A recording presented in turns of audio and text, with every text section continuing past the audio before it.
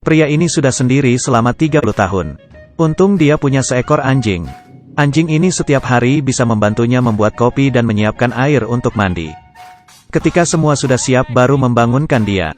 Lalu dia sendiri tunggu di luar untuk menunggu majikannya mengajaknya keluar.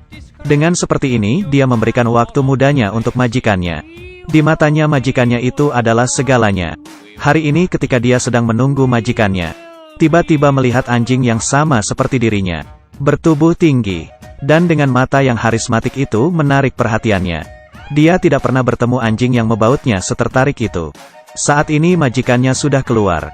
Dia ingin menyuruh majikannya lebih cepat. Dia ingin mengejar cintanya. Majikannya baru saja menaiki sepedanya.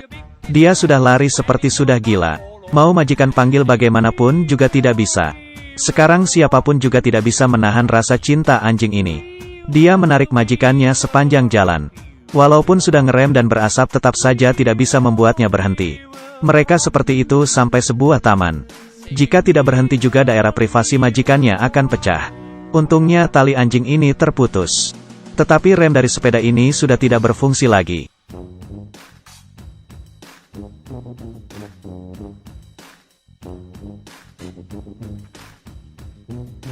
Pria ini bernama Roger, tetapi dengan kekuatannya sudah sendiri selama 30 tahun lamanya.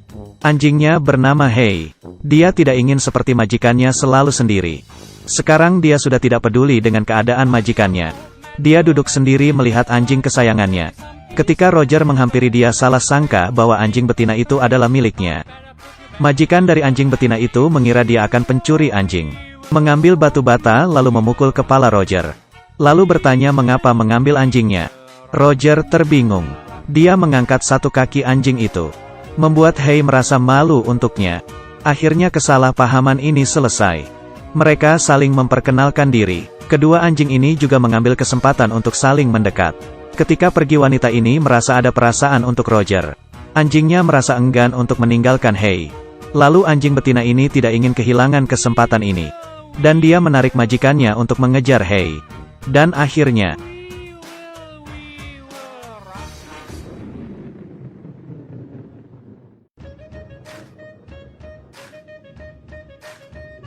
dengan begini Hey tidak hanya mendapatkan cintanya, tetapi membantu majikannya menemui cintanya. Tidak lama kemudian mereka menikah. Kedua anjing ini juga meniru mereka membuat pernikahan sendiri. Pekerjaan Roger adalah perancang game di rumah. Dan istrinya adalah perancang bulu di sebuah perkantoran. Dia mendapatkan inspirasi dari bintik-bintik anjingnya dan merancang sebuah baju. Dan tidak sengaja dilihat oleh atasannya. Atasannya sangat menyukai bulu. Dia sangat menyukai bulu dari hewan-hewan. Dan rancangannya ini sangat menarik untuknya. Dan dia melihat foto bintik anjingnya. Anne berkata ini adalah anjing yang dipelihara sudah lama. Lirikan mata dari atasannya membuat ia merasa tidak nyaman. Lalu dia dipanggil ke kantor. Dan memperbaiki gambar rancangannya. Di rancangan awalnya ditambahkan jubah. Dengan demikian maka dibutuhkan modal kulit anjing yang banyak. Anne ingin mencegahnya dan berkata kulit anjing sangat kasar. Tidak nyaman untuk disentuh. Tetapi atasannya berkata menggunakan kulit anjing yang baru lahir saja. Saya mempunyai banyak uang. Dan pasnya anjing di rumahnya sedang hamil. Tidak lama lagi akan melahirkan 15 anjing kecil. Setelah atasannya mengetahuinya dan langsung datang ke rumah Anne. Dan ingin menggunakan harga yang tinggi untuk membeli 15 anak anjing itu. Tetapi Roger dan Anne tidak ingin menjual mereka. Walaupun harga yang tinggi juga tidak berhasil merayu mereka. Dan akhirnya membuat atasannya sangat marah. Tidak lama kemudian anjing-anjing kecil itu mulai bertumbuh. Anne dan Roger membuat label anjing untuk mereka. Hari ini atasannya menyuruh 2 orang untuk mencuri anjingnya itu. Mereka sudah di sini cukup lama. Menunggu Roger dan Anne keluar rumah lalu mereka mulai tindakannya. Mereka mengunci pembantunya di ruang dekat tangga.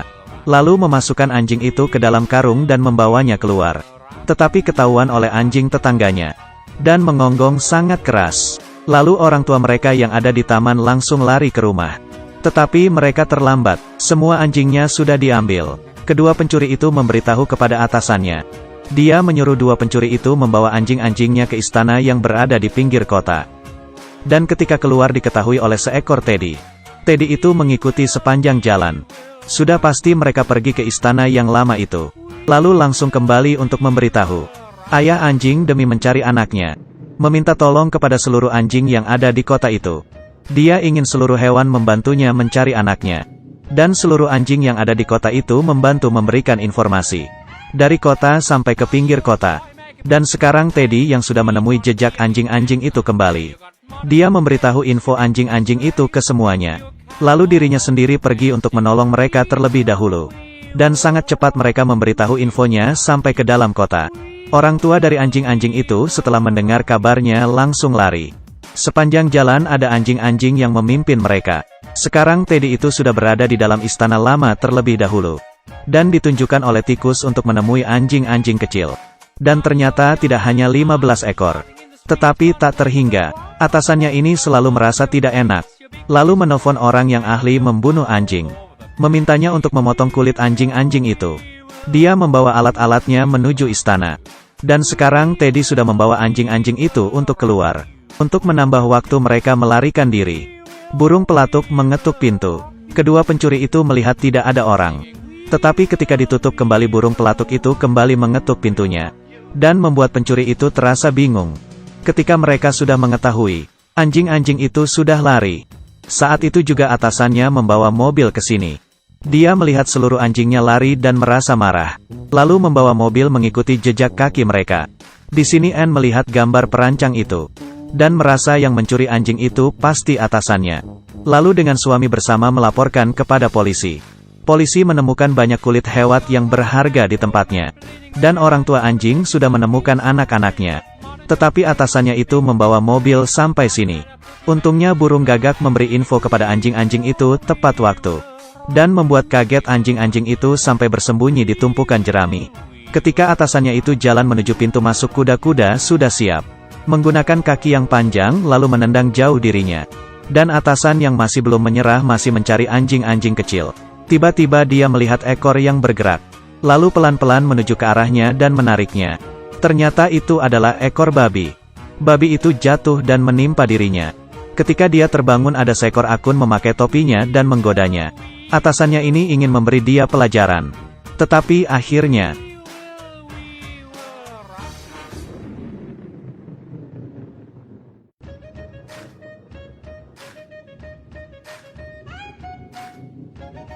kali ini dia sangat marah. Dia naik ke atas dan memarahi hewan-hewan itu. Lalu membuat kuda marah. Kuda itu pun meraung. Dan menggunakan kakinya menghentak lantai. Dengan sangat mudah melempar atasannya itu ke tempat kotoran babi. Saat ini polisi mulai berdatangan. Dan menangkap perempuan ini. Di mobil itu juga ada kedua pencuri dan pembunuh anjing itu. Mereka akan menerima hukuman. Anjing-anjing kecil itu mendapatkan pertolongan. Tetapi selain 15 anjing yang memiliki label nama, masih banyak lagi anjing kecil yang tidak memiliki majikan. Jika tidak ada orang yang adopsi mereka, mereka akan dietanasia. Akhirnya Anne dan Roger memutuskan untuk adopsi mereka semua. Akhirnya Roger menggunakan cerita anjing-anjing itu membuat sebuah game.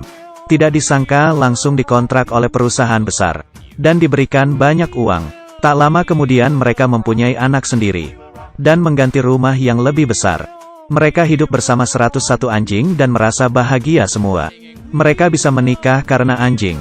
Dan juga karena anjing bisa mendapatkan inspirasi untuk merancang game baru dan membuat mereka semakin jaya. Anjing adalah hewan yang tidak bisa berbicara. Jika kamu mengadopsi mereka, jadikanlah mereka sebagai keluargamu. Semangat pantang menyerah mereka yang membuat kita kagum. Jika kamu baik kepada mereka, kehidupan juga akan baik kepadamu.